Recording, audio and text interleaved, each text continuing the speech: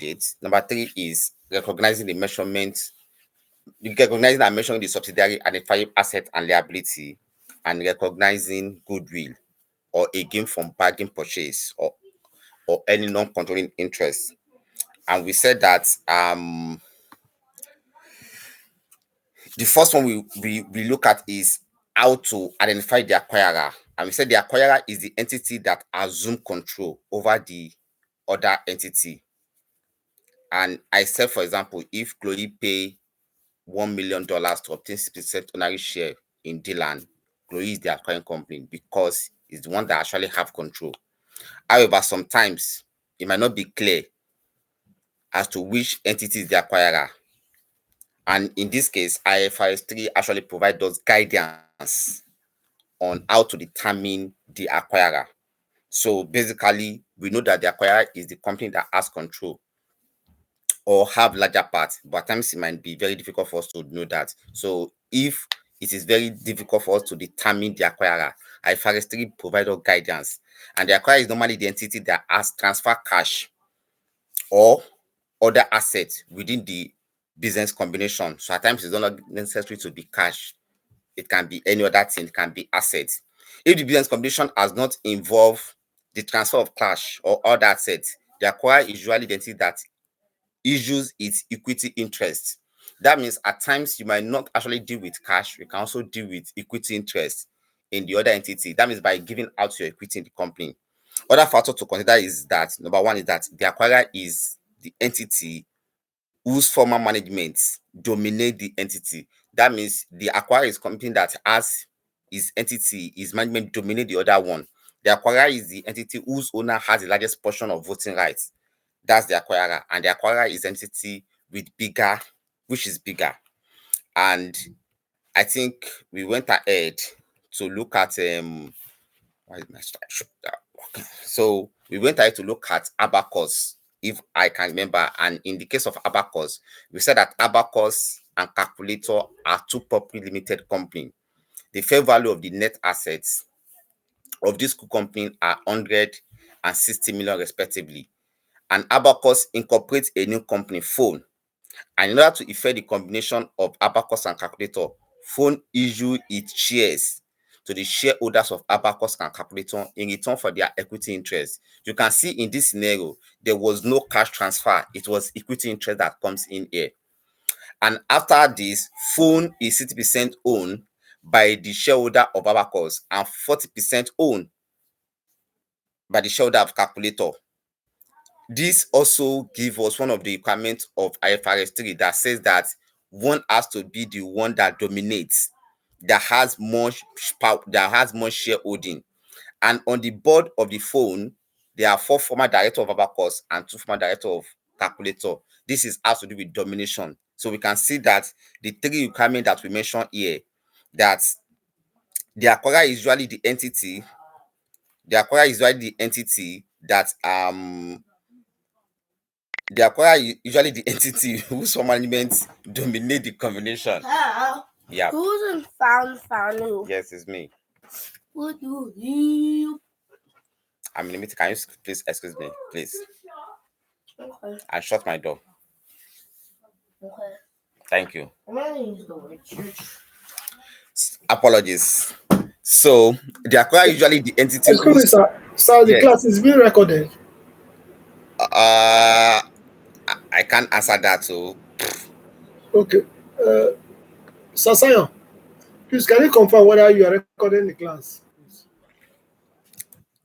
Maybe I should hold on for. Okay. All right. All right, thank you. So from those 3 requirements, we can see that in this particular question we look at, and at the end of the day, the question was asking us, with regard to the above business combination, discuss which company is the acquirer, and we can actually say that Abacus was the acquirer. So the next one we want to go to as part of acquisition accounting is the first one is that we should identify your screen now. You can't see my screen. Yes. Really? Whoa. Share screen. Yeah. Sorry, yo. Why did I stop sharing? Can you see my screen now? Can you see my screen Yes. now? Yeah, we can see your screen. All right, thank you. Thank you for calling my attention to that.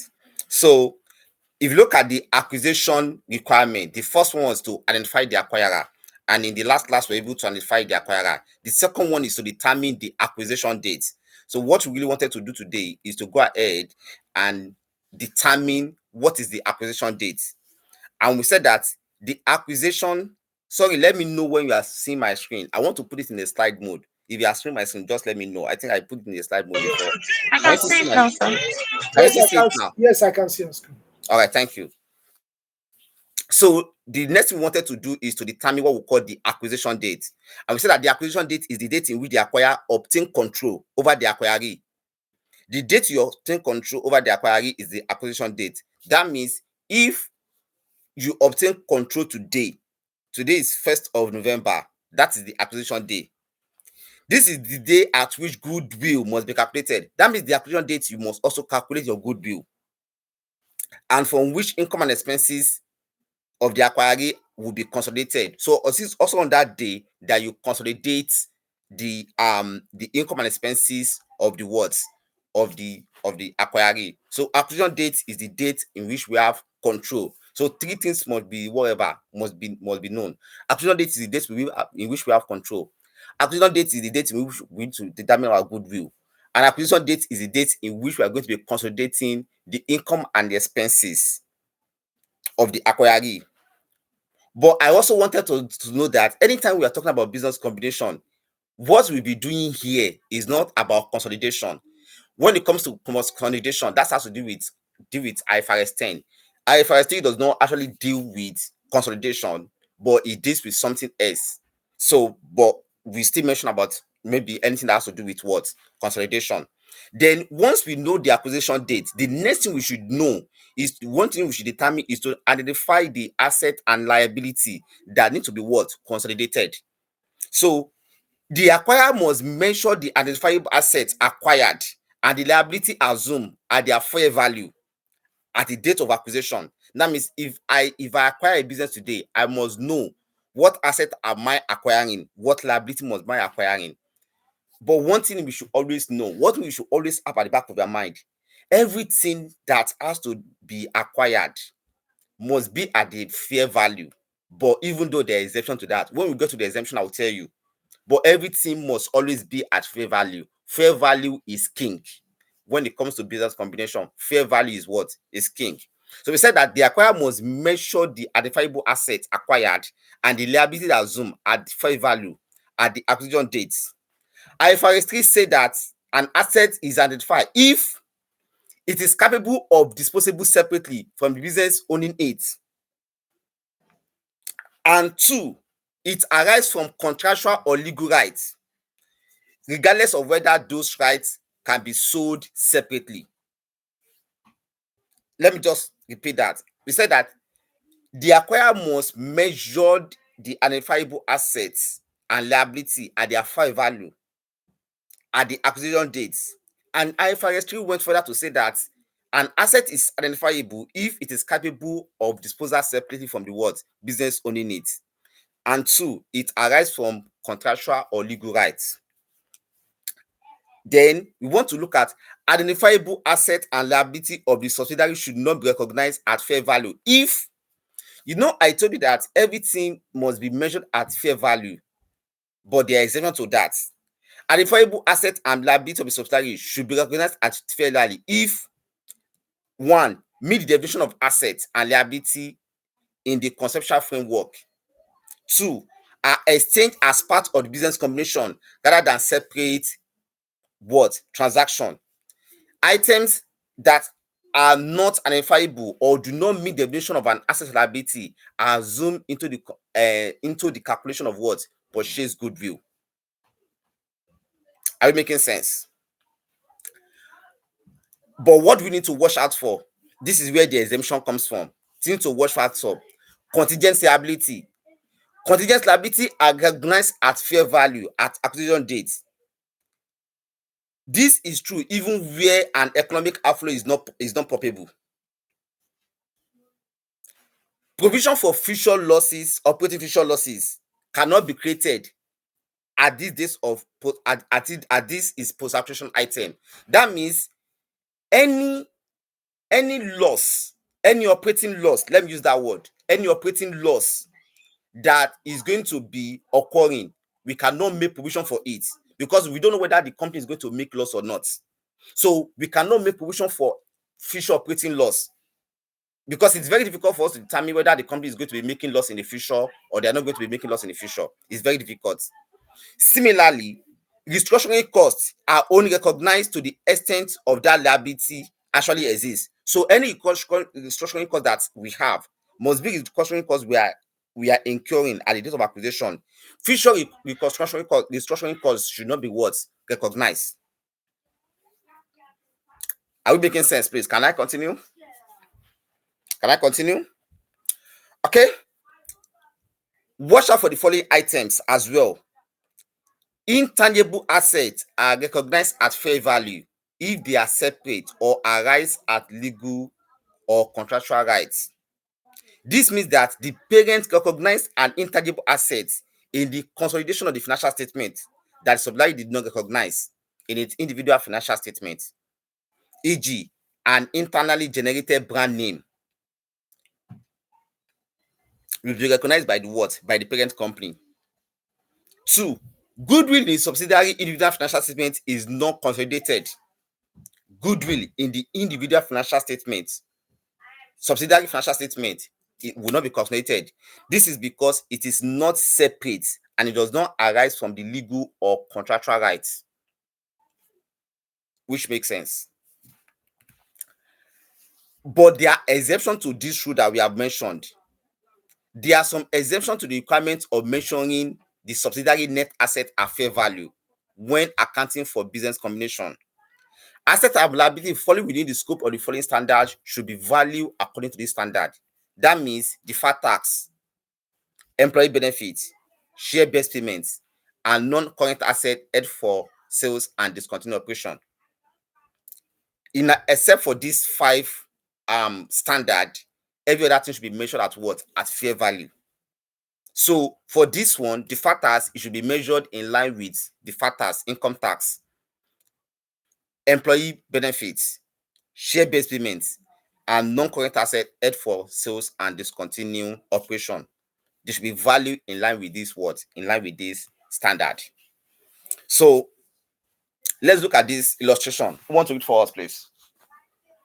Who want to read for us? Who want to read for us, please? Okay, let me read. Can you hear me, sir? Please go ahead. Yeah, go ahead. Georgia purchased 60% of the shares of Sinclair. Sinclair on the first of January 2001. At the acquisition date, Sinclair held shares capital at $10,000 and retained earning of $190,000. The property, plant, and equipment of Sinclair includes land with a carrying value of $10,000 but a fair value of $50,000. Included within the intangible assets of Sinclair is goodwill of $20,000, which arose on the purchase of the trade and assets of a sole trader's business. Sinclair has an internal generated brand but is not recognized. In accordance with IAS 38 intangible assets, the director of Georgia believed that this brand has a fair value of $150,000. In accordance with IAS 37 provision, contingent liability and contingent assets, the financial statement of Sinclair disclosed the fact that a customer has initiated legal proceeding against them. If the customer wins, which the lawyer have advised is unlikely, estimated damage would be $1 million. dollars. The fair value of this contingency liability has been assessed as $100,000 at the acquisition date. The director of Georgia, which wishes to close one of the division of Sinclair, they estimate that this will cost $200,000 in redundancy payments required. Disclose the calculation of the fair value of Sinclair identifiable net assets. Thank you. There's no thank you in the question. Oh. So one thing we should first of all know is that anytime we are looking at a case, we should always look at the case paragraph by paragraph. So I'm going to look at it paragraph by paragraph or item by items, whichever the way I wanted to call it, either paragraph by paragraph or item by item. So the first item we have here, they said Gregor purchased 60% of shares of Sinclair's on 1st of January. At the acquisition date, Sinclair had share capital of 100,000, 10,000, and retained earnings of what? Of 190,000. Permit me to share my whole screen because I want to pull up an Excel sheet. Sorry, I don't know whether I'm still sharing my screen. I don't know whether my screen is still shared. Okay, let me see if I pull up an Excel whether you still see my screen or I need to share my whole.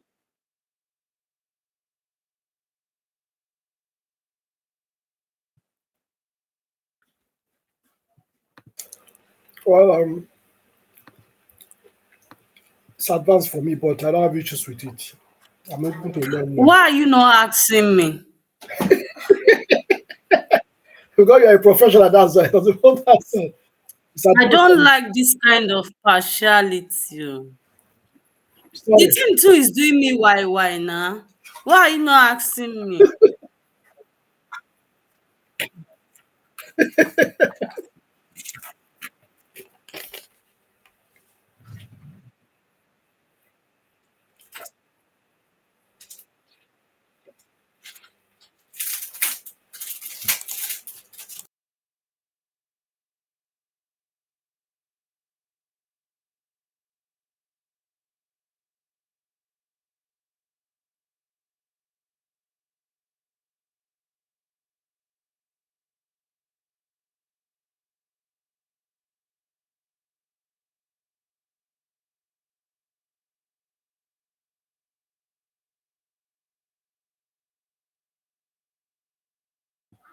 So, can you see my screen? Hello? What do you want? Can you see my screen? Yes, we can. Oh, okay. So going back to the question, right? So we want to look at it. We want to look at it item by item. The first we want to look at, they told us that Gregor purchased 60% of the. Okay, before I continue, I think there was a question that was raised whether some people are understanding or it's too advanced. Okay, let me just break all this grammar down. Let me come down a little bit. So what we are trying to say here is that when it comes to a business combination, forget about all the terminologies I've said or is in IFRS 5. Not I've said, because IFRS 5 said it. When it comes to business combination is saying that we have two entities, entity A and entity B. Entity A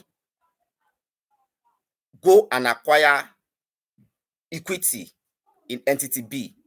And when entity A is acquiring equity in entity B, I'm using Greek grammar. He acquires shareholding. Let me use equity. Acquire shareholding in entity B. And the acquisition is more than 50%. Let's say it's 51% or it's 55% or 60%. What that has mean is that entity A is now a parent company or a holding company to entity B. That means entity B has become a subsidiary of entity A. Now, what IFRS 5 is now saying is that how should entity A reports the acquisition in his book, because in the book of entity A, which is now an holding company, he must show the value at which he acquired that asset. It is the equity that we're acquiring at that asset now in his book. How should he value it? I don't know whether I'm speaking big grammar or I'm speaking little grammar. That is what business combination is saying. That the value he used in acquiring, he used acquiring in entity B, how is he going to account for it? That is what business combination is talking about. So that value is what we are trying to determine in this scenario. So in this scenario that we have now, if at any point in time there's any question, just talk.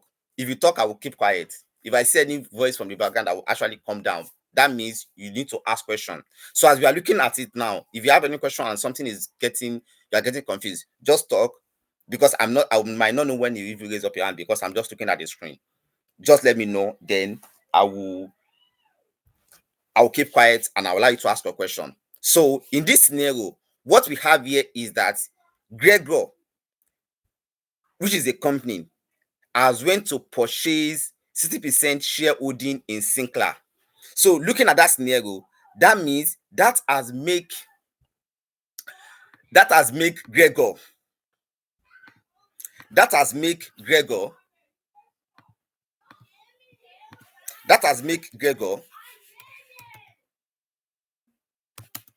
a parent company and make Sinclair a subsidiary of Gregor, because Gregor has 60%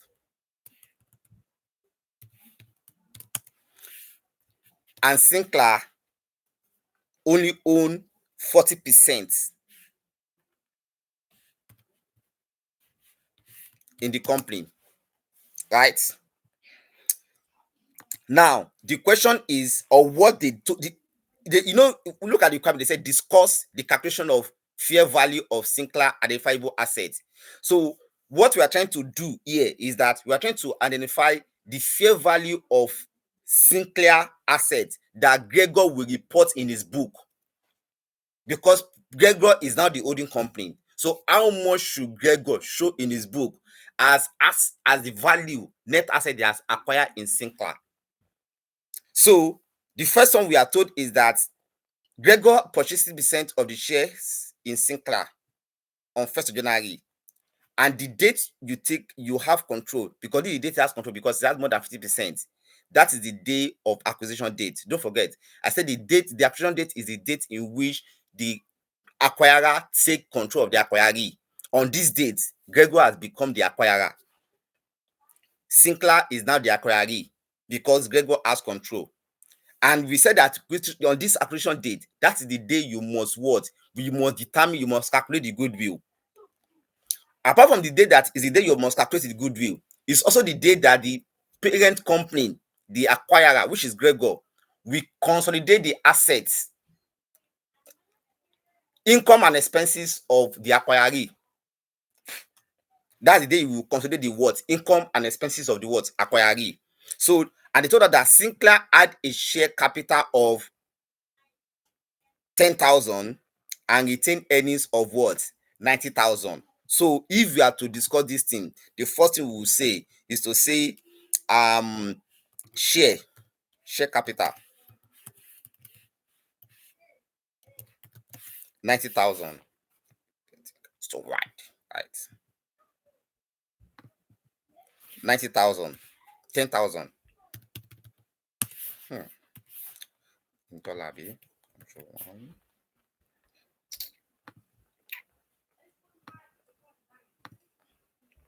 dollar. My Excel is no school side. I'm using the Excel in no school side. Come and teach me Excel now. I don't know Excel. So and the next one they told us was retain earnings, right? Retain earnings. They told us that our retained earnings Come on. Our retained earnings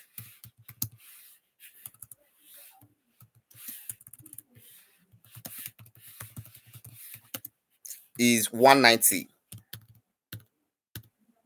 Right? So let's go back to the question. They said the property, plant and equipment of Sinclair include land with a carrying value of 10,000 but a fair value of 50,000. Right? So how much are we going to report? How much are you going to report? The carrying amount is 10,000. The fair value is 50,000. I think we discussed about this in our last standard. So how much do you think we are going to report as the value of the land? They told that the property, plants and equipment of Sinclair include land. They are specifically about land with a carrying amount of 10,000 and a fair value of 50,000. So I would say Fair land. value of 50,000. Fair value of 50,000. Why? Fair value of 50,000. Why? Because the land has appreciate. Land as And appreciate. one of the notes says that we should identify assets and liability of the subsidiary should be recognized at fair value if they are. Okay, I can take you there. You want me to take you there? Okay. Which one are you talking about? Which of the note are we talking about?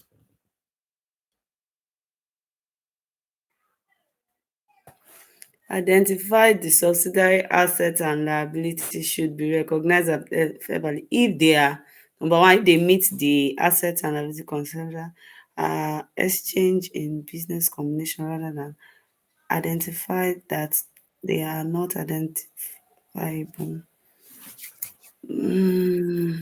Assuming the calculation of, so it provided that they meet the fair value now. I did not see anyone that meets land here. Okay, we said acquirer must measure the identifiable assets acquired and liability assumed at their fair value at the acquisition date, right?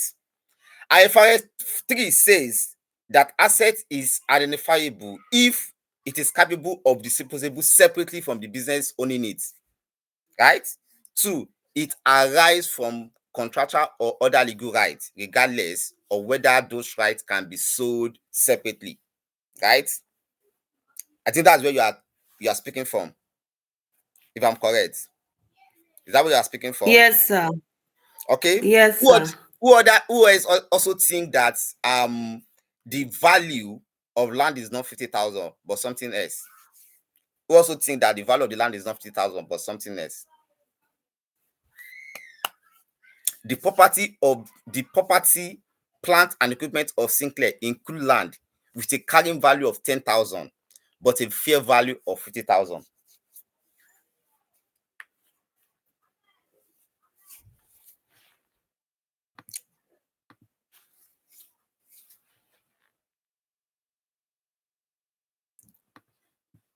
Who else think is not that value, that is something else? Adejoke, what do you think? Adejoke, what do you think? Adejoke, what do you think?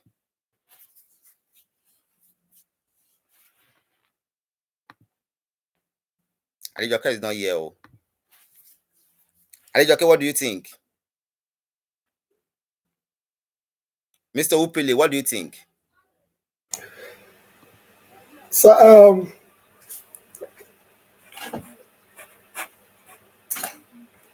just 1 minute. The law says that identifiable assets and liability, just hold on, should be recognized at the fair value if they meet the definition of assets. As if they meet the definition of assets and liability in conceptual framework and are exchanged as part of the business combination rather than separate transaction. Items that are not identifiable or meet are subject as subsum into calculation of goodwill. Okay, so I'm not sure if I have contrary opinion with what she said, but I'm looking at it from another point of view that since it is the carrying value, meaning that that's the value of the asset as at that point in time. So I'm thinking that we should take that carrying value 10,000. Okay. I like this part that you came to read from. Identifying asset and liability of subsidiary should be recognized at fair value if they one meet the definition of assets and liability in the conceptual framework. Conceptual framework define what an asset is and what a liability is. Two, are exchanged as part of the business combination rather than separate transaction. Are exchanged as part of the business combination rather than separate transaction. Three, items that are not identifiable or do not meet the definition of an asset or liability are subsumed into the calculation of purchase goodwill. We are not there. We are still going to goodwill. We are not there at all. So we are going to goodwill. So I think that's where you are reading from. So I will go back to the question, right? So yeah, we are told that included in the intangible asset of Sinclair is goodwill. No, sorry. Included in the property, plants, and equipment of Sinclair include land with a carrying value of 10,000 but a fair value of 50,000. Right? Don't forget that we said that fair value is king. I said it even today, this morning. I said fair value, and once it comes to IFRS3, fair value is king. But notwithstanding that fair value is king, right? What we are going to be recognizing here is going to be 40,000. What we are going to be recognizing here is 40,000, which is this fair value minus carrying amount. And the reason why we are recognizing that is the explanation for this. Identifiable assets and liability of the subsidiary should be recognized at fair value if they one, they meet the definition of asset and liability. Two, which is the most important thing for me, they are exchanged as part of business combination rather than separate transaction. They are exchanged as part of what? Business combination rather than separate transaction. If you want to look at it as a separate transaction, what will have used it to pick up the fair value? But because we are looking at it because of the exchange, right? That is where there is something that has arise here, which is because of the exchange, which is the fair value. That's why we're looking at this fair value. So in that scenario, what we need to take is to take away this 10,000, which is the what? Carrying amount. Because what it means is that at that point in time, even the value of that asset is almost might have even been fully depreciated, what they give us here, but they were not told. But what should be recognized in terms of the PPE or the land here is this figure, 50,000 minus 10,000. So what you should be recognized anytime you have this kind of scenario, what you should be recognizing as your land should be 50,000 minus 10,000. Minus 10,000. That's what you should recognize. So let's go to the next one. The next one said that included within the intangible asset of Sinclair is goodwill of 20,000, which arose on the purchase of trade and asset of a sole trader business. Sinclair has an internally, let me stop there. So included in the business, included within the intangible assets of Sinclair is a goodwill of 20,000, which arose on the purchase of a trade and asset of a sole trader. What do you think we should do? Give it back. What do you think we should do? Give it back. What do you think we should do? Give it back. What do you think we should do? Give In the goodwill. Yes, what do you think we should do with the goodwill?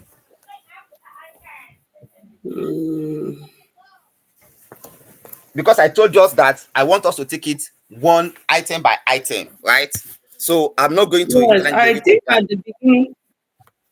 I think at the beginning of today, you said something that when we are considering the acquisition date, there was a part where you mentioned that goodwill must be calculated at that same date. So I don't really know. Can I Okay, see I can take you back to the slide, right?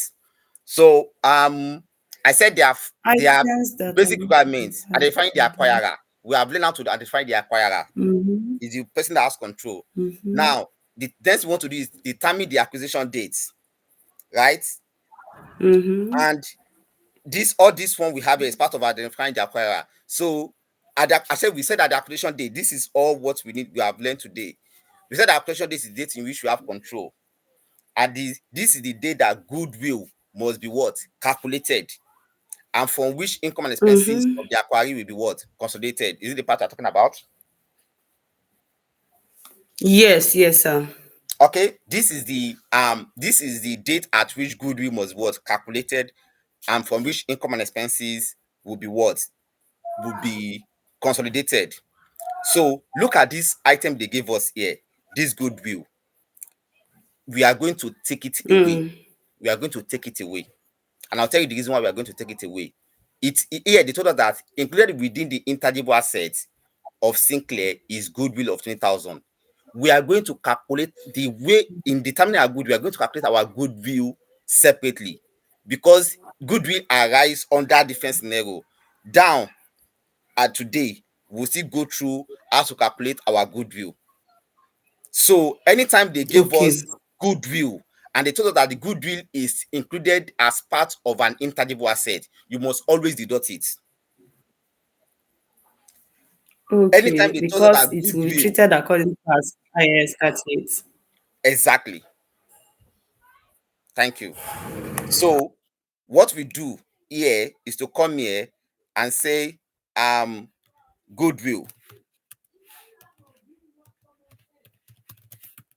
We take it out 20,000, right? Then we move on to the next one. The next one says that Sinclair has an internally generated brand that is non-recognized in accordance with what? IS 38, intangible assets. The director of Gregor believe that this brand has a fair value of 150,000, right? Has a fair value of 150,000. So what do you think we should do? What do you think we should do? Okay, there are questions on the task. Sorry, if you are, I'm not looking at that chart. Oh, Signal has an internal generated I Signal can't has see. an internal generated brand that is not recognized in accordance with IAS 38 intangible assets. The director of Georgia believes that this Okay, has number three. Okay, sorry. Okay. Oh,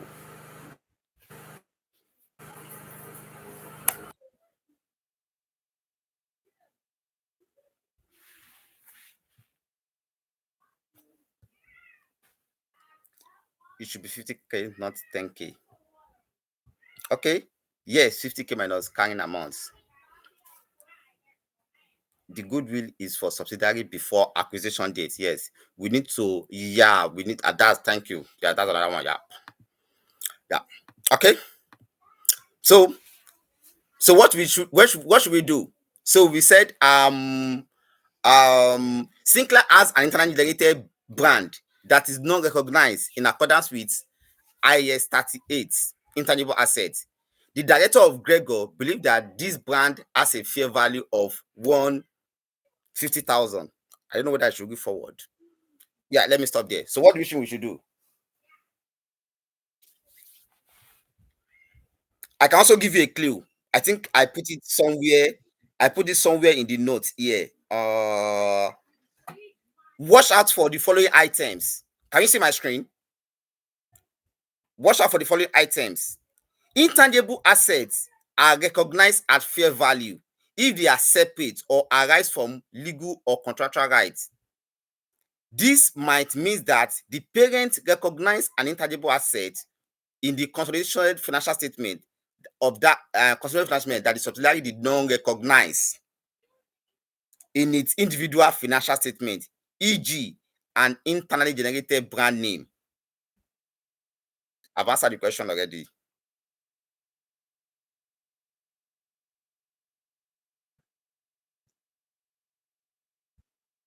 Yeah, you're allowed to do that.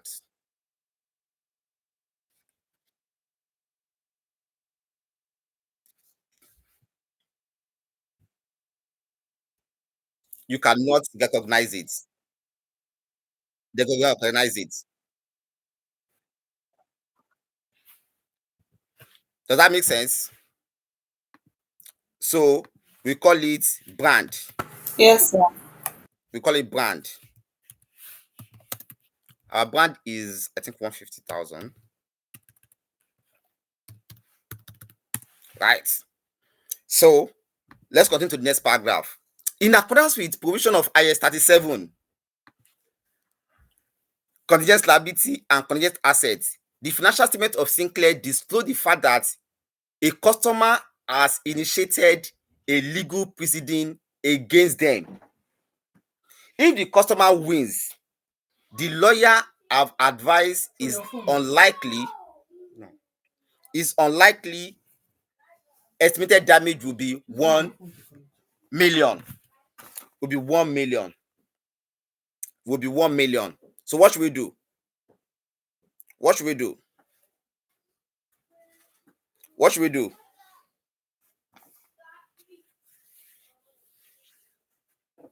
What should we do? What should we do? Sir, go back to your slide. I'm in my slide already. Are you not seeing my screen? Okay, up, Abi. No, go back to the other one. The other page. I want to check something. Yes, I'm in the other page. I did not, I did not jot. I'm in the other page. Can you see my screen? Okay. Yes, I can see it now. Okay. From contingent liability are recognized at fair value at acquisition. This is true even which where the economic outflow is not probable.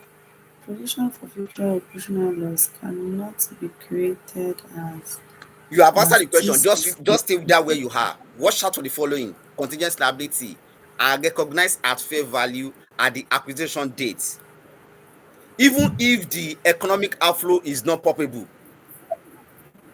So I would so we now, have to recognize the contingent liability, which but is the legal.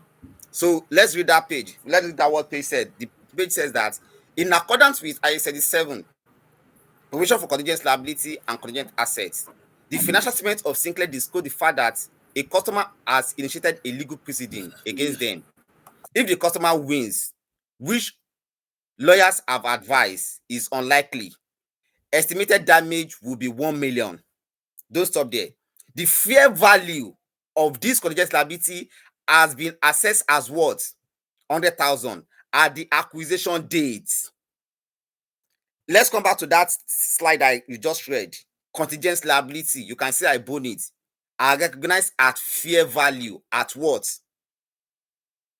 Acquisition date. Look at what they told us there. The fair value of contingent liability has been assessed to be what? At 100,000 at what? Acquisition date. This 1 million is irrelevant to us. What is relevant to us is what? Is the fair value. This is what the legal 100,000. advisor estimated, but the fair value is this, and it's also at what? Acquisition date. Does it make sense? Yes. Yeah. So I come here contingent liability, right? Contingent liability.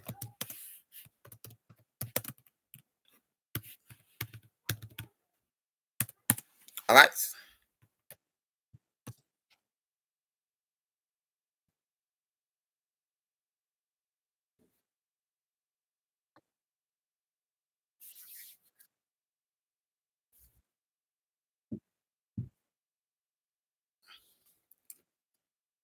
Exactly. Okay. Okay, The sir. direct Why are you subtracting it? because it's a liability, is an Oh, outflow. okay. Okay. Yeah. The director of Gregor wished to close one of the division of Sinclair. They estimate that this will cost 200,000 in redundancy payments. What should we do? Should we recognize it or not? The director of Gregor wished to close one of the division of Sinclair. They estimate that this will cost $200,000 in redundancy payments. Should we incorporate that cost, or we should ignore?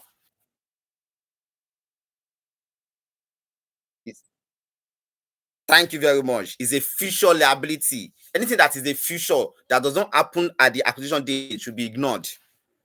Anything that does not happen at the acquisition date, what? Should be ignored. So that means our net value would be this amount, right?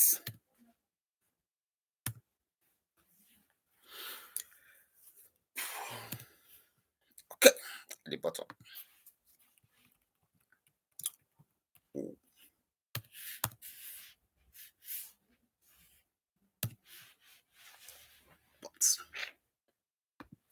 Okay, so this is the solution to this number one.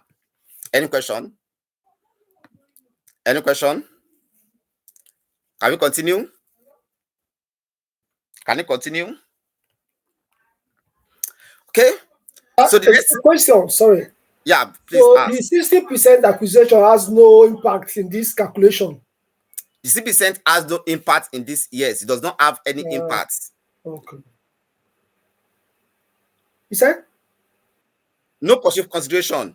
Okay. We are still going to purchase consideration. I think I have it down somewhere. Okay. Yeah, All right. but I think yes, I have the measurement. I think we should talk about that under measurement. No purchase consideration. Okay. Does it make sense? Yes, sir. Okay, another question. So the next one we want to go to is goodwill. Goodwill should be recognized on a business combination. This is calculated as well between aggregate value of the consideration transferred and non-controlling interest in the acquiree. Our goodwill is the aggregate fair value. Let me use the word fair value of the contribution transfer, whether the contribution is transferred in cash or in equity, and the non-controlling interest in the acquiree. The acquiree is the subsidiary. The fair value of the acquiree identifiable net asset and liability. That's how you identify your goodwill. Then we go to purchase consideration. When calculating goodwill, purchase consideration transferred to acquire control in the subsidiary must be measured at what? Fair value. You can see that anything we have been saying here, everything is fair value. So one thing that you should know when it comes to this IFRS3 is fair value is king. When determining the fair value of the contribution transfer, you should consider this. Contingent consideration is included even if the payment is not deemed culpable. Contingent consideration should be included even if it is not culpable. Its fair value will be incorporated. We incorporate the culpable probability of payments occurring in the future. That means we need to incorporate the probability like it will occur in the future. 2, acquisition costs are excluded from calculation of purchase consideration. When we are calculating our purchase consideration, we must exclude acquisition costs. An example of acquisition costs include legal operational fee, because they go into they go into our P&L, we expense it. 2, debt or equity issue costs are accounted for in accordance with IFRS9 financial instruments. So any debt or equity costs we go into IFRS9 equity instruments. But our legal costs, we expense it. Any contingent consideration that might occur in the future, we include it now. Are you making sense? Can we continue? Now, What happened if we did not pay cash? Instead of us paying cash, we use shares to pay. Replacement share-based payment scheme instead of us using cash. Consideration transfer in exchange for control of a subsidiary could include replacement share-based payment scheme, exchange for share-based payment scheme held by the what? Subsidiary employee. Okay.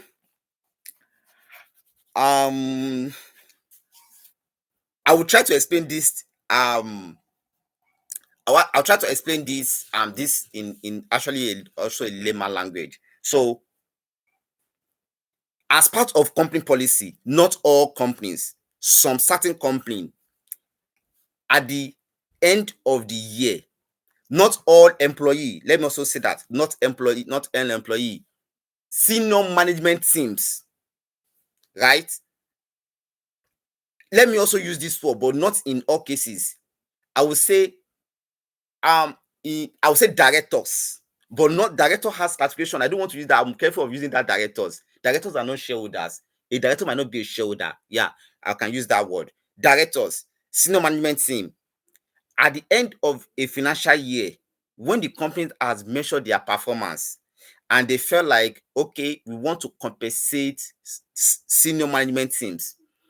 At times, it may not be senior management team. At times, they can always cut across all employee, but it's very rare for you to cut across all employee. That's why I'm using the word senior management teams or some certain director. They felt like, okay, at the end of the year, the company has performed and they intend to give these employees bonuses, monetary cash bonuses. But instead of giving them monetary cash bonuses, they have a kind of what we call a kind of a share payments, employee share payment scheme, where instead of giving them cash, they give them shares in the company in respect of bonuses, making those employee technically holding shares in the company, which comes with a lot of conditions according to individual company's policy. That's what I'm using, say according to individual company policy. Some certain company policy will tell you, if you stay with us, if you can only continue to hold this thing if you continue to serve us or continue to be with this company for the next 10 years. If you leave before 10 years, you need to surrender this share, and we maybe peradventure we give you cash equivalent and you leave, or you lose it in totality, because some of this scheme might comes with even your normal cash bonuses and will still come with this share payment scheme. So it might be a combination of the two. They can tell you, if you live within the next 5 years, you lose the share, and they can tell you that if you live within the next 5 years, you have to surrender the shares, but we'll pay you off certain amount of money because we're supposed to pay you cash. It comes with policy that is actually unique to the company. I am not telling you that this is how it was, but I'm telling you that's how it was, but I'm not telling you that exclusively how it was for individual company. Individual company will determine how they do that. So if the acquirer is obliged to issue replacement share payment scheme to employee of the subsidiary in exchange for the existing scheme, then the fair value of replacement scheme must be allocated between purchase consideration and post acquisition remuneration expenses. So what we're trying to say here is that if the parent company or the company that is acquiring is mandated to pay up the existing share payment scheme that is owed by the employee, that means A has acquired B, and when A acquired B, there are some staff of employee of B that the company has issued share payment scheme to, right? Technically, they have shares in that company, and as part of the contracts, the acquirer is expected to pay up or to remunerate the employee. It is a must. It is obliged to do that. Then the fair value of the payment scheme must be what? Allocated between purchase consideration and what? Post acquisition remuneration expenses. The amount allocated at purchase consideration cannot exceed the value of the linear share scheme. That means whatever is going to give to the employee should not be more than the words the original share that has been given to the words to the employee at the acquisition date. The amount attributable to post-acquisition service is recognized in accordance with what? IFRS 2. Making sense, right? So let's check our knowledge on understanding purchase consideration. You can see that the way we are taking it each item by item. When we look at this first one, we are looking at how to determine the net value. Here now we are talking about goodwill, and we're also talking about what? Purchase consideration. So who want to read for us? Who want to read for us, please? Who want to read for us? Okay, let me read. Yeah. Following on from test your test your understanding 5. The Yeah, that purchase means following from the test, we did this is our test 5. Sorry, this is our yeah, test 5, right? But what did we calculate in test 5? Can you tell me what we calculate in test 5? I think we calculated 270. 270. What that's the 270 that we calculate? What is it called? That's the Identifiable net asset. identifiable net Net assets. assets. Thank you. So let's go back to test 6. Okay, following from test your understanding 5. The purchase consideration transferred by Gregor in exchange for shares in Sinclair was as follows: cash paid of $300,000, cash to be paid in 1 year's time of $200,000, 10,000 shares in Gregor. This had a nominal value of $1 One dollar. and a fair value at 1st January 2000 and whatever of $3 each. 250,000 to be paid in 1 year's time if Sinclair makes a profit before tax of more than 2 million. There is a 50% chance of this happening. The fair value of this contingent consideration can be measured as the present value of the expected value. Gregor is required to replace a share-based payment scheme previously granted by Sinclair to its employees. By the acquisition date, Sinclair's employees had redeemed the required service for the award, but had not exercised their options. The fair value of Sinclair's award at the acquisition date was $400,000. The fair value of Rigor's replacement award, which has no post-acquisition vesting condition attached, was $500,000.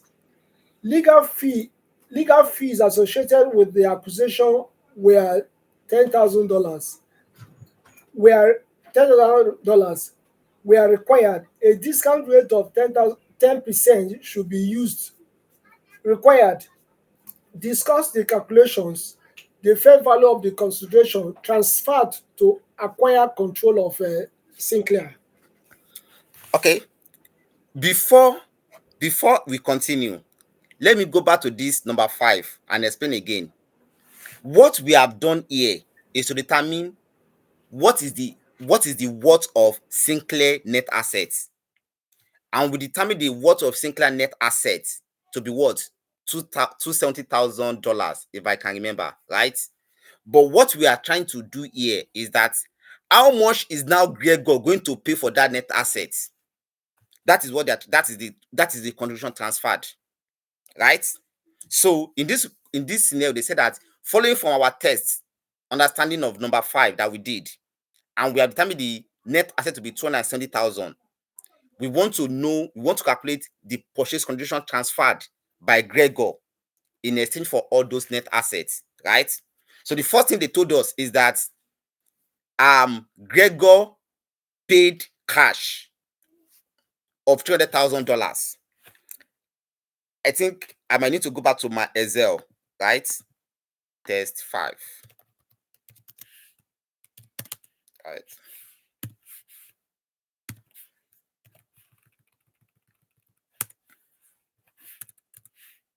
Test 6. We have cash payments. Our cash payment is, I think, 300,000. 1, 2, 3. Right. Then they also told us that cash to be paid in 1 year's time. We call this cash deferred cash. They call it deferred cash. I'll come here and say deferred cash. Deferred cash. The deferred cash they gave us in that question is 200,000, but we need to discount it. Any future cash flow must be discounted. Any future cash flow must be discounted. And here they gave us a discount rate. They said where discount rate of 10% should be used, right? But I want to ask a question. Is it the exam question? They gave us a discount rate of 10%. In real life, what do you think is going to be our discount rate? In real economic situation, what do you think is going to be our discount rate? In real economic situation, what do you think is going to be our discount rate? Sandra. Adejoke, you have been silent. What happened? I'm here, sir. Sorry, the background is noisy. No problem. That's fine. Sandra, what do you think is going to be our discount rate in real life? I'm just digressing a little bit. But they gave us in this question. What do you think is going to be our discount rate in real economic life? Sir, please display your slide. Actually, you are not seeing my slide. Can you see my slide? No. No. Why? No, you are sharing this interface. What are you seeing? What are you seeing? Can you see my Excel? No. It's there now. It's there. It's there now. Okay, thank you. Sir, so what was your question? Sorry. My question is that they told us in this second line, they said that cash paid now, 300,000. We record it. We don't need to discount it because the cash is at now. They gave us cash to be paid in 1 year's time. That means Gregor is going to pay Sinclair $200,000 in 1 year's time. And any future cash flow in accounts, anytime we have a future cash flow, we need to discount it.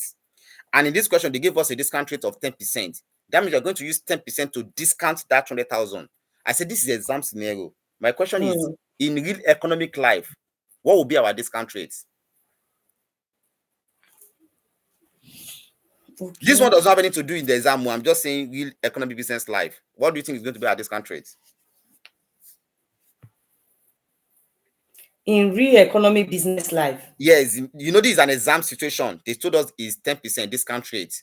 But assuming it's in real life, what do you think is going to be our discount rate? How do you determine your discount rate in real business life? Because in real business life, nobody's going to tell us their discount rate. You assume discount rate to be this. We are the one, if you are the one consolidating or you are the one calculating purchase consideration, what will you use as your discount rate? How do you determine your discount rate? It's very simple. So, and again, but in this question, they did not say the discount rate applies to the cash payment. So is it that we are going to use our discretion to apply it against the cash payment? But it says required a discount rate of 10% should be used on what? On any that's what I'm saying. That's what I just said. That anytime we have a future cash flow or future events, we need to discount it. Okay. So anytime we have anything in forget about IFRS3 in accounting, right, or in reporting. Anytime you are reporting anything now, and part of what you are reporting, the amount involve future cash flow, you need to discount it. You need to be discounted. You must always discount it to the present value because you want to know what is the worth now. Because I was hearing that they want to do 10,000 naira and 20,000 naira, if I'm correct, in Nigeria now. Yes. want to steal the money, want to steal it. Gosh. So, want to spoil our money. So if you have 10,000 or 20,000 naira and you go to the supermarket and buy something of 1,000 from the 10,000, they will not give you 9,000. Then you are finished spending the money now. So what I'm going to is that what 1,000 worth today, if they do that 10,000 when they finish doing it, 1,000 will just be like 100 naira. So because they have devalued the money. So are we going backward? Our money will not be like Ghana cedis. Ghana cedi, Ghana okay. CD is even stronger than Nigerian CD. Forward Ghana our has devalued currency. their money for a very long time, and they don't Ghana, have. As in, it will be like the previous. It will be like the previous Ghana cedis. That's what I was trying to. Definitely, because as of right now, if you Ghana has devalued their currency for a very long time. I think go close to over 5 or 7 years now that they value their money, and I think it makes Why sense are to we them. revaluing instead of devaluing? I don't know. We should ask them. We should have the economists Mm. in government. So reason why we need No, to I should discount that they are. in reporting is because we want to know what the value worth now. Because what 10,000 we worth in Nigeria today might not worth in the next 6 months, even in 3 months, even in 1 year, right? So it might not worth that value. So that's why we need to discount. So they don't even need to tell us because they don't need to tell us that because they have given us to say a discount rate of 10% should be used. We should also know that anything that involves future cash flow should be discounted, right? So, but in this scenario, right, in real economic scenario, you should use the inflation rate to discount it. Use your inflation rate to discount it. There are other parameters that can be used. Um, you also use that what is the potential growth rate of that particular of the country. Then you add inflation to it, that inflation will have come in. Those are the things we use. But here they are giving us discount rate to be 10%. So what we just need to do here is just to say 200,000, right? 1, 2, 3 multiply by 1 divided by 1.1 is equal to, I guess I'm right. I don't know whether I need to put in brackets, but I think I'm right. So this is the deferred cash. This is what the cash worth as of today, because we are looking at the acquisition dates, right? We move to the next one. 10,000 shares in Gregor. They will also give the subsidiary 10,000 shares in the holding company. These shares has a nominal value of 1 naira, and the fair value as at that day of creation is what? 3 naira each. So we say equity, let me use shares, 10,000 times the fair value 30,000, right? 250,000 to be paid in 1 year's time if Sinclair make a profit before tax of more than 2 million. There is 50% chance of this happening. The fair value of the contingent consideration can be measured at present value of the expected value. So what we do here is just to say, what do they call that? That is cash, deferred cash. That is second deferred cash. That means you have to deferred cash.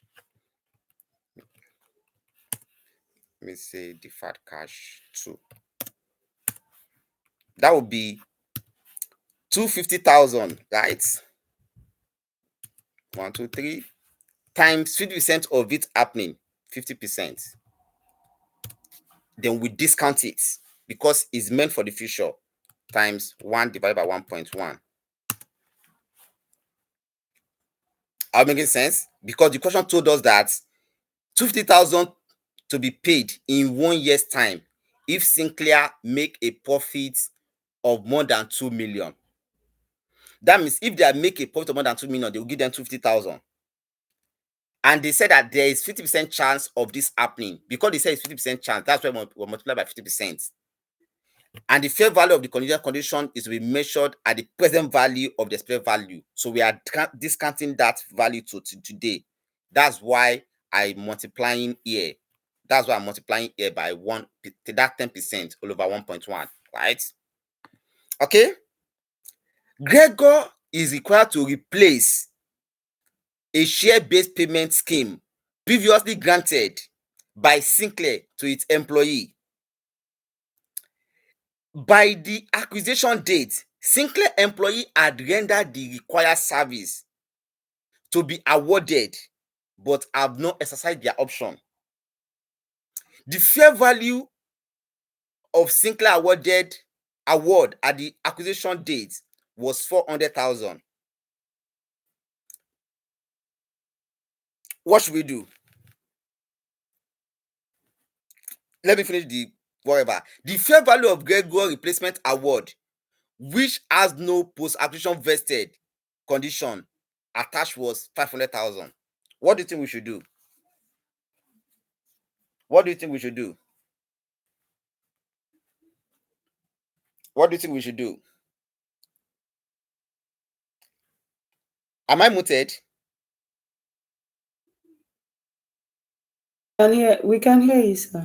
So what do you think we should do? Yeah, they told us that Gregor, right, is required to replace a share payment scheme previously granted to Sinclair to its employee. By the acquisition date, Sinclair employee had rendered the required service to be awarded, but have not exercised the awards option. Since they have rendered that service at the acquisition date, that means Gregor is obliged to pay. So we have share-based payment, but I'll still come back to that, share-based payments. Share-based payments. Our share-based payment is 400,000. Let me ask you one question here. What if in this paragraph here, they said that by the acquisition date, Sinclair employee had not rendered the required service? Are we going to recognize the 400,000? No, we'll not No. recognize it. So we will not No. recognize because they have not. Yes. So we are only recognizing it because it has happened before the acquisition date. But anything that will happen post-acquisition, we don't recognize it. If they are told us that had not, right? And the reason why we are also not recognizing this 500,000 because it is also what? Post-acquisition. Right? Yes, right? sir. Right? So the remaining, they said the fair value of Gregor replacement awarded, which has no post-acquisition vesting attached, was 500,000. What we do to this is that the difference between this and this, the 100,000 will be what? We expense it in the P&L as an expenses. Legal fee associated with the acquisition were 10,000. We have said that anything that has to do with legal fee, we expense in the P&L. And anything that has to do with debt or issuing costs or equity costs, we treat it in line with what? IFRS 2. So basically, what it means is that our perceived contribution is going to be our contribution is going to be 1,025,000. Right? Making sense, right? Any question, please? Any question? That is how to determine our purchase consideration. This is what Gregor is going to pay to Sinclair. That's what Gregor is going to pay for Sinclair as purchase what? Consideration. Right? Okay. Goodwill. Let's now go to goodwill. Goodwill and non-controlling interest. Even though it's not buying, What sir, did you say? even though it's not buying Sinclair 100%, it's going to pay for all that. Yes. Or it's going to pay 60% of that. That is not going to pay 60% of all of that. That's what is going to show as that is basically that's the value that what Sinclair was, because that what look at it. They said that cash payments, even with the 60%, is not buying all that. For that 60%, it's going to pay cash now of 20,000. It's going to pay in future 250, but with 200,000 we have discounted as at today at the date of acquisition to be 181,818. It's going to give 330,000 worth of shares to 10,000, but the fair value is 3 naira. So Sinclair is also going to pay cash in the future. If Sinclair make a profit, that means a contingent cash. If it happens, is a deferred cash. If they make a profit of more than 2 million, it's going to give them this 250, but we have discount it to today. And there is a share-based payment that is owed to the employee of the company, which is 400,000, is also going to pay it off for Okay. 60%. For Okay. 60%. But invariably, out of these are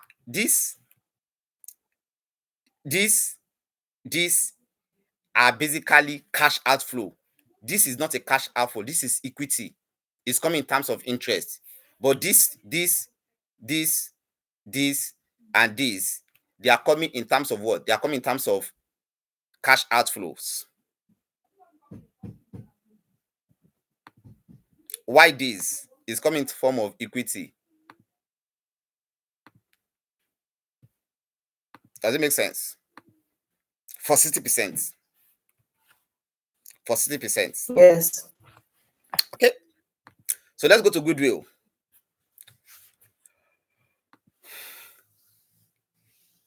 The calculation of goodwill will depend on the method chosen to value the non-controlling interest at the acquisition date.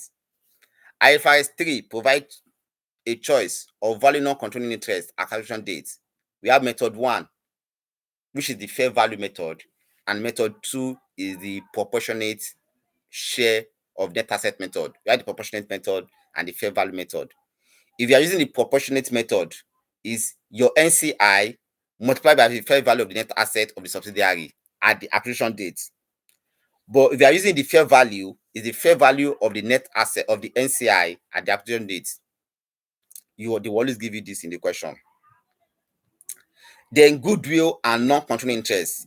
If the NCI is valued at acquisition as the proportionate share of the acquisition net asset, then only the acquired goodwill will be calculated. Take note of this. If the NCI is valued at acquisition at the proportionate share of the acquisition net asset, then only the acquired goodwill will be what? Calculated. But if the NCI is valued at acquisition at fair value, then goodwill attributable to both the acquirer and the NCI will be calculated. This is known as what? Full goodwill method. Full goodwill method. We will see this when we look at illustration. We will see this when we look at what? Illustration. Okay. Let's look at knowledge 7. So who want to read for us? Who want to read for us, please? Okay, can I read, sir? Please go ahead. If it's convenient for you. Yes, sir. Following on from test your understanding 5 and 6, the fair value of the non-controlling interest at the acquisition date is $160,000. Required. Calculate the goodwill arising on the acquisition of S if the non-controlling interest at the acquisition date is valued at A. Fair value, B. Its proportion of the fair value of the subsidiary identifiable net asset. Okay. So to do that, let me go back to my cell. I think what was the requirements? Calculate the goodwill. Calculation of goodwill. Right. I think it should be test 7. Let me just come down and say calculation of goodwill.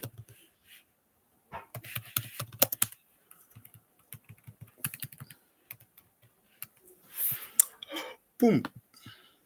I would say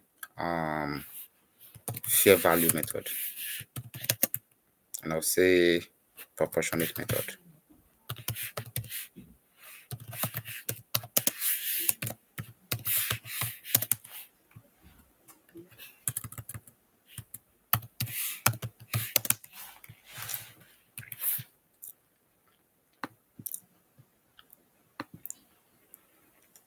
Can I ask you a question? Was I what last weekend? What am I making sense in the class or not? You are making sense now. You will, sir. It makes sense now. Okay, because I barely slept for 2 hours before that class. I had an exam that Friday night till morning. I did my CFM exam for 4 hours online. I slept around 7, and I think I wake up somehow. So I was just want to be sure that I was making sense. No, yeah. Eh? It's FMI, Financial Modeling. You know, Financial Modeling Institutes. They have AFM, CFM, and MFM. Yeah, Chartered Financial Modeling. So that's the level 2 exam. So I moved the exam that morning. That night, I thought the exam, my paper would start by 1, and I was supposed to finish by 5. But I mistakenly the time. The time zone in FMI is UTC. So I think we are 1 hour behind. So my paper actually starts like 2 to 6, like that. I just want to be sure like I was making sense in the class. So fair value method. Am I still sharing my screen? Okay. So fair value method. So calculation of goodwill. Usually, okay. Fair value method, proportional method. Let me just say fair value method. Let me just put fair value method. Okay. Okay. So when we are calculating our consideration, right? The first thing we need to do is to bring in is our consideration. What was the consideration that we calculated? What was the consideration that we calculated before? What was the consideration that we calculated? I can see the consideration. What was the consideration that we calculated that was paid?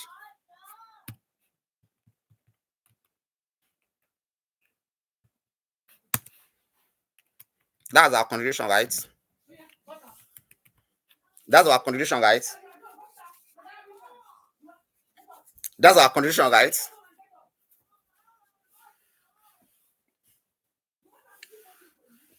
Is that our consideration? Am I making sense? Hello?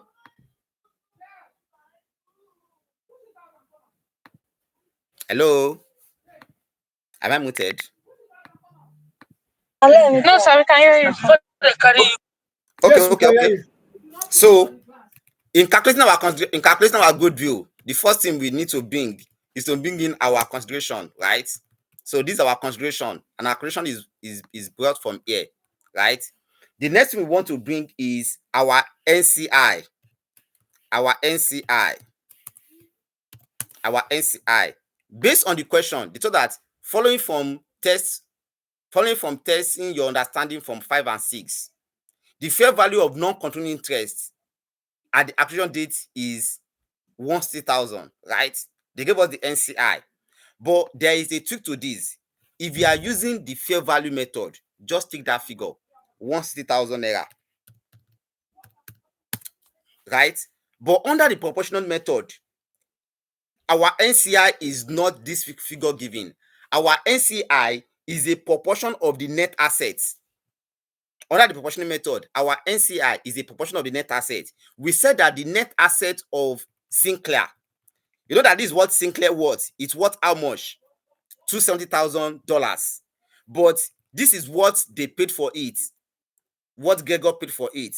So to calculate our NCI, NCI is going to be a proportion of this. So if this is the total value of the 100% of Sinclair, right?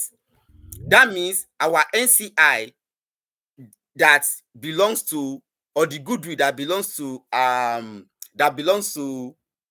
NCI using the proportional method is going to be this figure. Lock it. Multiplied by 40%. So this is what's going to be our what? Our NCI. Right? Then the next we want to look at is we now take away the net assets. The net assets. Our net asset is this figure.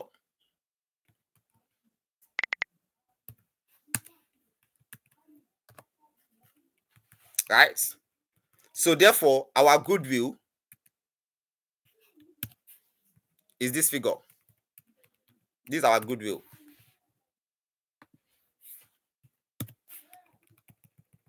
So this is our goodwill. This is how we calculate our goodwill. So this is how we calculate our goodwill.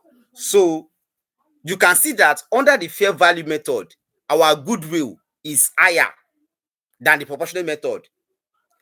And the reason is that under the fair value method, we the consideration include both the parent and the subsidiary goodwill. But under the proportionate method, it's just the subsidiary goodwill that we are looking at. So, and I've said that here. If you look at this, we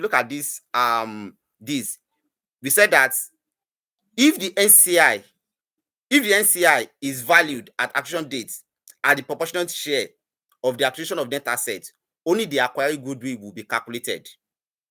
But if the NCI is valued at acquisition value, then the goodwill attributes will be for both the acquirer and the what? And the acquiree. And it is called the what? The full goodwill method. So basically, this method uses the full goodwill method, while this one is just a proportionate. So to determine our goodwill, this is just the value of our goodwill, because this is a proportion of what? Of the NCI. Why this one take the full NCI? Why this one take the proportion of the NCI? Are we making sense, please? Are we making sense? So basically, our goodwill is our purchase consideration minus what? Minus net assets. Our fair value minus net asset. Let me use that word. Fair value minus net assets. Fair value minus net assets. Are we making sense? So I think this will be the last one we'll take under this slide, which is what we call bargain purchase. This is a very rare case, bargain purchase. If the share of the net asset acquired exceed the purchase consideration, what they are trying to say is that what if this net asset is more than the purchase consideration? Is it possible? Is it possible for the net asset to be more than the purchase consideration?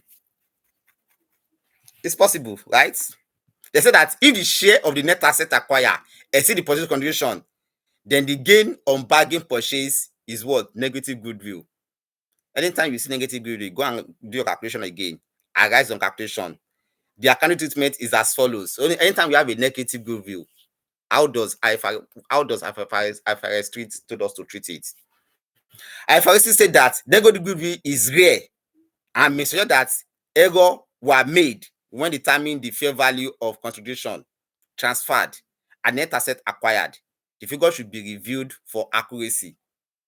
That's the first thing IFRS 3 even said. They said that anytime we have a negative goodwill, that means our net assets is more than the purchase consideration. The value of the company is more than what the company is paying. We should go and calculate it again, because is it that the company is dying or something is wrong? 2, if no error has been made, the negative goodwill should be credited to what? Profit and loss. Are you making sense? So what we're trying to say is that this is what the company worth, and this is what we are paying. What if the reverse is the case? The company worth 1.1 million approximately, or 1 million, and we are paying 270,000. Is it like the company we are trying to survey the company? So the IFRS said the first thing we should do is to go and check whether there is no error in our calculation of what? Purchase consideration. But if there is no error in the calculation of purchase consideration, that means we have a what? Negative goodwill. And that negative goodwill should be credited to the what? To the P&L. Okay? Measurement method at the measurement period. During the measurement period, right? If there is new information, IFRS 3 require the acquirer in the business combination to respectively adjust the provisional amounts recognized at the acquisition date. This will result in goodwill arising on acquisition being recalculated. That means we need to calculate our goodwill. Measurement period end not later than what? 12 months at the acquisition date. So what this thing is trying to say is that if today is the acquisition date, right, which is 1st of November, we have from 1st of November to 31st of October 2026. If there is something that came up between that period in form of error, in calculation, IFRS said that we should go back and go and recalculate it. If we have new information, maybe certain amount should be, maybe the amount should have been, maybe they gave us NCI to be maybe 160, but the NCI should have been 100,000. And we are now getting to know that information to maybe in December or in January next year. IFRS3 told us that we should go back and recalculate based on the new information that is available, provided that information happened within 1 year of acquisition date. So any new information that came to our knowledge within 1 year of acquisition, we should go back to it and recalculate that particular thing, including calculating our goodwill and every other thing. Does that make sense? Does that make sense? So let's look at this illustration. P bought. Who want to read for us? Who wants to read for us?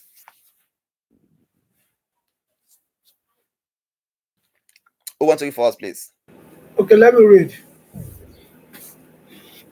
Can you hear me? Yes, I can hear you. I can hear you. Okay. P bought 100% of shares of X on 31st December 2000 or whatever for $60,000. On the acquisition date, it was estimated that the fair value of the S net assets were $40,000.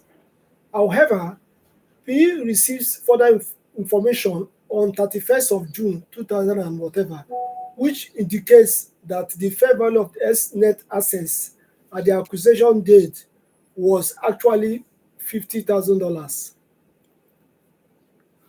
Okay, so here, we have P purchase 100% of shares in S on 31st December for 60,000. On the acquisition date, it was estimated that the fair value of the net assets is what? Is 40,000. The first thing that we want to do, if we want to determine our goodwill, in this scenario, our goodwill is So, what? so in this way, there is no question. Yeah, the question is to calculate the to calculate the goodwill. That should be the question. It's just a build on. What they are trying to test here is this post acquisition measurement period. Whatever information that is available to us between okay, let me come back. Let me just come back Is here. it possible for you to add I it will on? insert it there. Don't worry. Yeah. Calculate goodwill. Don't worry. Okay, does it make sense? Yes. Calculate goodwill.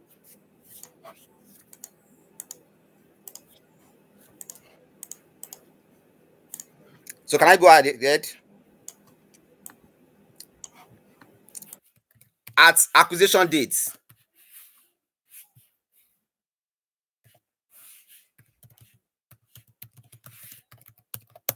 right? Consideration. How much is our consideration in that question? And how much is our? Well, how much money is our class? I'm not telling you that. Come on! Please! I can't tell you how much I'm paying. Please! No, Why? it's personal to me. Do you need to know how much I pay for everything? Yes. No. Yeah. Tell me. You are disturbing me, please. No, tell me right now. You are disturbing me, please. Excuse me. Please. They said P bought 100% shares of S for 60,000. That's our purchase consideration. Do you agree? Our condition is 60, right? And we are told that at the acquisition date, it's estimated that the fair value of the net asset is 40,000. That means our net assets,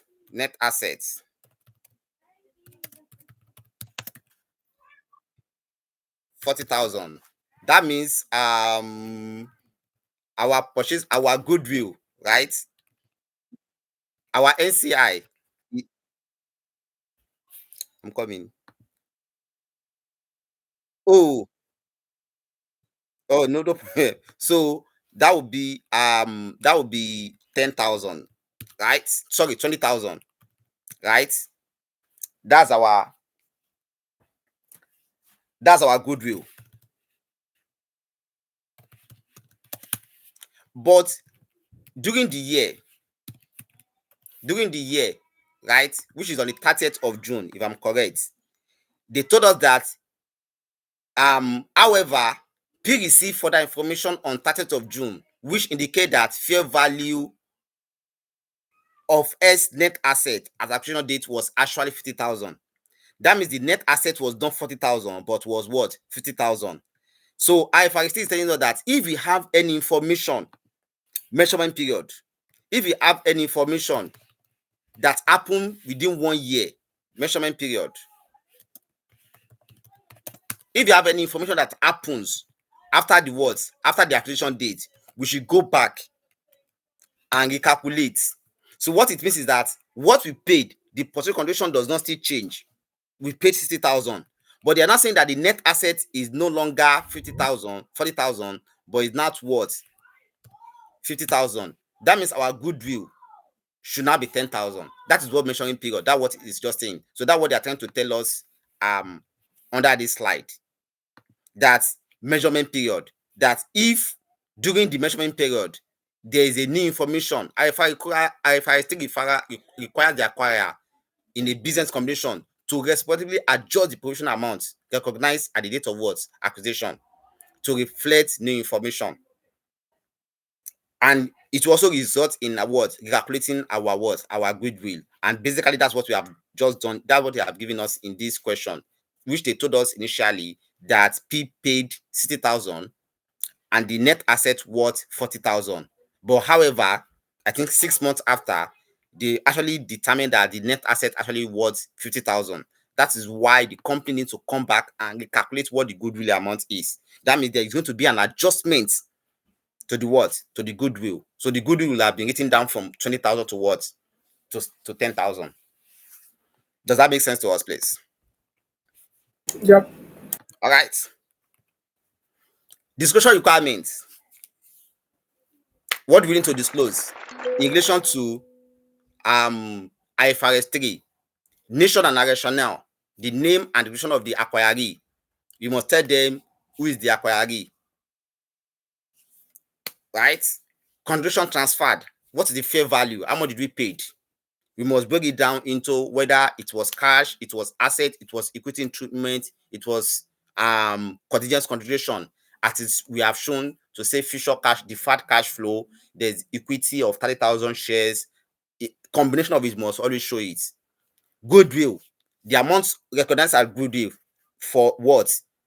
For from the subsidiary by the acquired, and the non-controlling interest, the NCI, and the basis of mentioning the NCI, whether it is a share base, whether it's a proportionate method or the fair value method.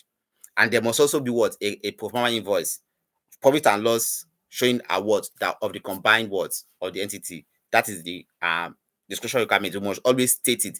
When we say disclosure requirement is actually in the kind of a note to that investor can read or a third party can read and say, okay, this is what they have done here. This is what they are not basically quantitative. They are usually they are both quantitative and qualitative. You can read and you can also go and confirm from the figure. And they are referring to a note, say note 5, note 7, note 8 to the financial statement. That is what the structural requirement is always talking about. Then what is the takeaway from this? There are 4 items there are 4 things we need to know. We must identify the acquirer. We must account, we must recognize goodwill, and you must recognize your purchase condition. Accounting for goodwill and purchase and bargain purchase, we must always account for our goodwill. And bargain purchase will always happen in a rare case, like I told you. And bargain purchase will happen when the net asset is more than the purchase condition. And IFRS3 told us when in time our net asset is more than the purchase condition, the first thing we need to do, you need to go and check whether there's an error. But when there's no error, that means we have a negative goodwill. And anytime we have a negative goodwill, you write that amount to the P&L. Fair value is king. Most of the item we have must be valued at fair value.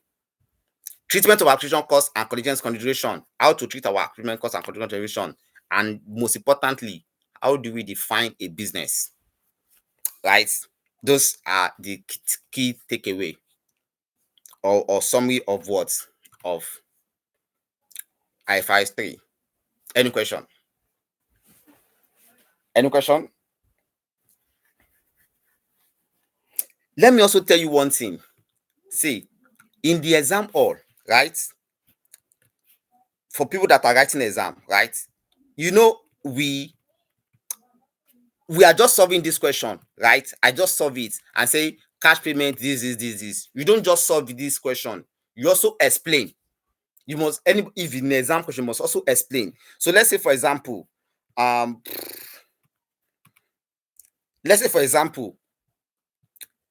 you have this particular question that says that cash paid 300,000. You must tell them the company paid in whatever, the company paid cash of 300,000. We don't need to discount this cash because it was paid at the application date. Here that we said cash paid in 1 year's time, 200,000. We know we discount this cash with this 10%. When you finish calculating, you must also explain that the 200,000 cash paid in 1 year was discounted because it's in the future and needs to be discounted to the present value.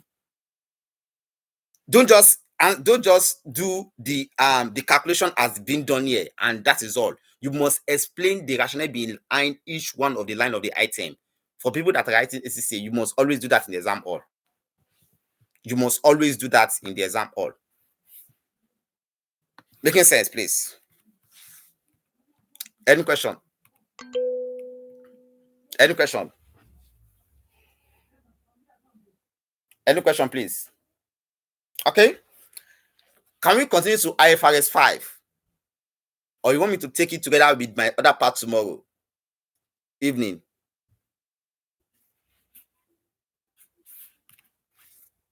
Nobody's talking. Let's take it tomorrow.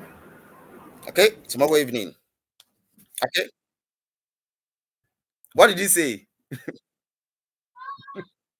Okay, no problem. I will also still allow you. Other people's opinion should count as well too. Yeah, I'm waiting. Other people's opinion should count. What do you think? The floor is opened. The floor is opened. Tomorrow is okay, sir. Tomorrow, okay. IFRS 5 is a very small standard, and I think what they gave me to also do tomorrow is actually also an easy thing to do. So maybe I'm hoping in the next 1 hour we should be done by tomorrow. I don't know if I don't talk too much. So which standard is that?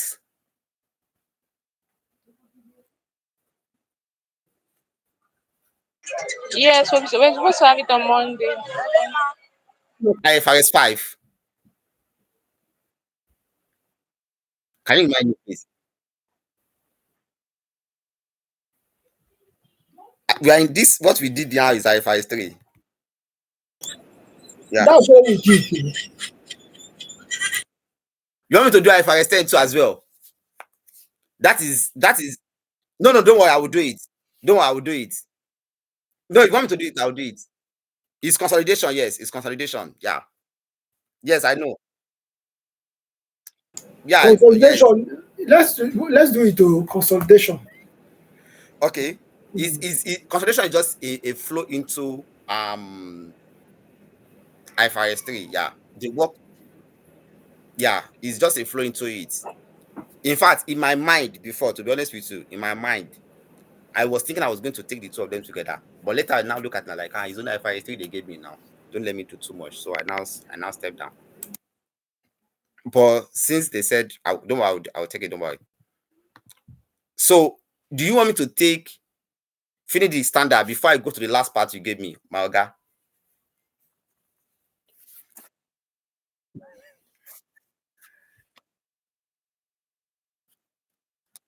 You want me to take the IFRS 10 before I go to the last part? Or okay, no problem. No problem.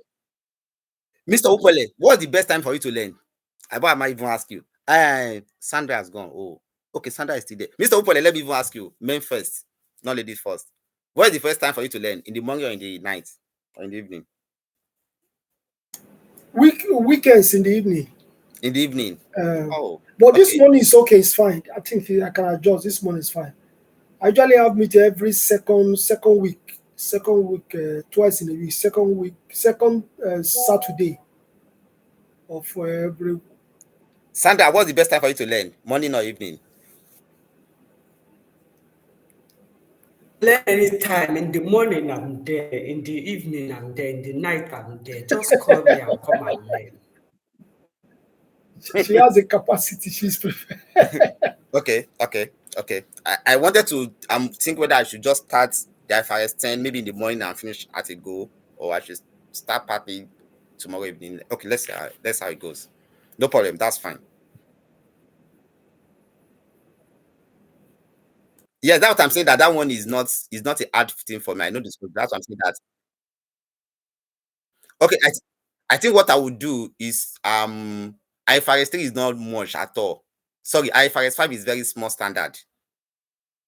Just disclosure, IFRS 5 is just small, it's not much. So I think what I would do is that that disclosure and IFRS 3, I might take it at a go because I might finish it, and I can take IFRS 10. I think I can finish it at a go as well too.